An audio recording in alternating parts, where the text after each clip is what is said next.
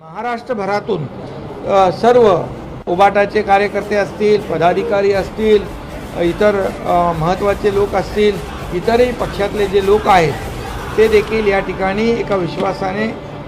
शिवसेनेमध्ये दाखल होत आहेत. कारण शिवसेना